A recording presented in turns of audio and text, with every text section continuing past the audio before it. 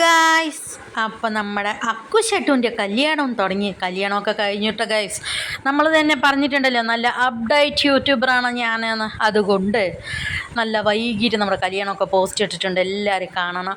ഞാൻ അക്കോസെട്ടു എന്ന് പറയാൻ കാരണം ഇതിൻ്റെ ഇടയിൽ കുറച്ച് വീഡിയോസൊക്കെ ഉണ്ട് കേട്ടോ. അതിൻ്റെ ഒപ്പം ഞാൻ എൻ്റെ കഥയും പറഞ്ഞോളാം. അക്കോസെട്ടു എന്ന് പറയാൻ കാരണം നമ്മുടെ ഇതിൽ ഞാൻ ക്ഷീണത്തിലിരിക്കുന്നത് സ്റ്റെപ്പ് കയറി പോയി ക്ഷീണം തട്ടി അവിടെ പോയിരുന്നു ഗായ്സ്. അടുത്തത് വീണ്ടും വരികയാണ്. യോധ സിനിമയിൽ മോഹൻലാൽ അപ്പുക്കുട്ടൻ അക്കോസെട്ടു, അപ്പുക്കുട്ടൻ അക്കോസെട്ടു, അതുപോലത്തെ അക്കോസെട്ടുവിൻ്റെ അക്കോസെട്ടു ചെറുപ്പത്തിൽ ഫോട്ടോയിൽ കണ്ട ശരിക്കും ആ ചൈനക്കാരനെ പോലെ തന്നെ ഉണ്ടാകും അഫ്സലിനെ കാണാൻ. അപ്പോൾ അക്കോസെട്ടു എന്ന് പറഞ്ഞതാണ്. അങ്ങനെ നമ്മളെല്ലാവരെയും കുറച്ച് വീഡിയോസൊക്കെ എടുത്തു. പോയിരുന്ന് ഓരോരുത്തരെയും എടുക്കുന്നുണ്ട്. നമ്മുടെ ചെക്കൻ നല്ല എന്തിനും സ്റ്റൈലാണ് കേട്ടോ. കണ്ണാടി അഴിച്ചിട്ടേ ഇല്ല ചെക്കൻ. മൈലാഞ്ചി കല്യാണം മറുവീട് ചെറുവീട് പറഞ്ഞ പോലെ ഉള്ളതിന് കാരണം എന്തെന്നറിയോ?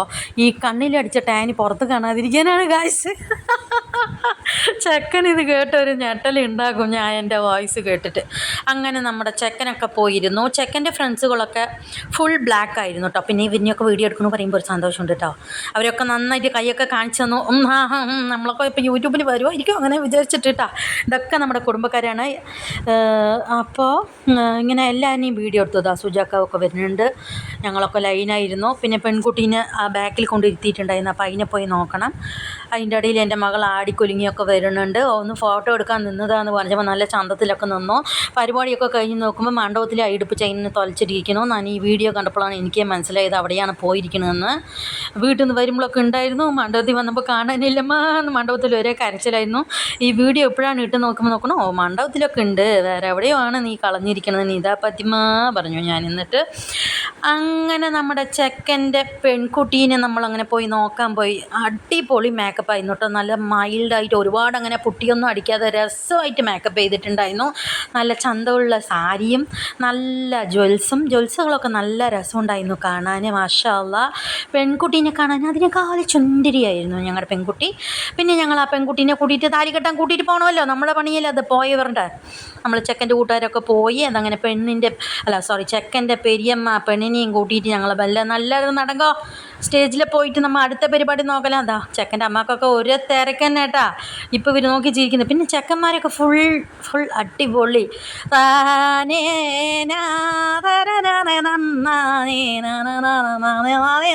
ആ പാട്ടാണ് കേട്ടോ വെച്ചിരിക്കുന്നത്. നിങ്ങളൊക്കെ ചിരിച്ചോളി. അപ്പോൾ ഇതാ നമ്മുടെ കുട്ടീനെ താലി കെട്ടിയിട്ട് ബിസ്മില്ലാഹിർ റഹ്മാനിർ റഹീം പറഞ്ഞ ഈ പാട്ട് നിങ്ങൾക്ക് എല്ലാവർക്കും അറിയാം. അതാണ് ഞാൻ മ്യൂസിക് പോട്ടത് കേട്ടാ. അങ്ങനെ ബിസ്മി ചൊല്ലി മാലയിടും മകനെ എന്ന് പറഞ്ഞ് അമ്മ കൊടുത്തു. മകൻ ബിസ്മി ചൊല്ലി മനസ്സിൽ ചൊല്ലിയിട്ടാ. അതൊന്നും നമുക്ക് കാണിച്ചു തരാൻ പറ്റില്ല. എന്നിട്ട് നമ്മുടെ കുട്ടീനെ നമ്മൾ സ്വന്തമാക്കിയിരിക്കുകയാണ് ഗായ്സ്. അടുത്തത് എൻ്റെ വേല എന്ന് ചോദിച്ചാൽ ബിഗില് സാപ്പാട് മുഖ്യം. ഉടനെ നമ്മൾ ബിരിയാണി ചാപ്പിടാൻ പോയി. ഞാൻ ഒരു റൗണ്ട് ടടാന്ന് കഴിഞ്ഞിട്ടാണ് ഇതിന് വീഡിയോ ഒക്കെ എടുക്കാൻ പോയത്. അതുകൊണ്ട് ഞാൻ ഫുഡ് കഴിക്കുന്ന വീഡിയോ ഒന്നുമില്ല. ഇതിനൊക്കെ ലൈനെ എടുത്തിട്ടുണ്ട്. ചെക്കനും പെണ്ണും എല്ലാവരും കൂടി ഇരുന്ന് ഫുഡ് കഴിക്കുന്നുണ്ട്.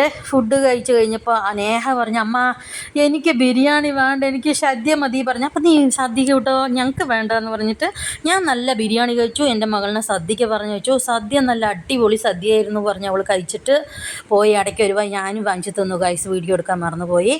അത് കഴിഞ്ഞത് അടുത്ത പണി എന്താണ്, കെട്ടി കൂട്ടിയിട്ട് പോകുക.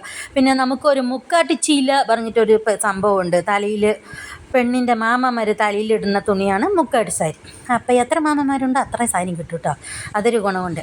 അപ്പോൾ 3 മാമയുണ്ട് തോന്നണു, അറിയില്ല.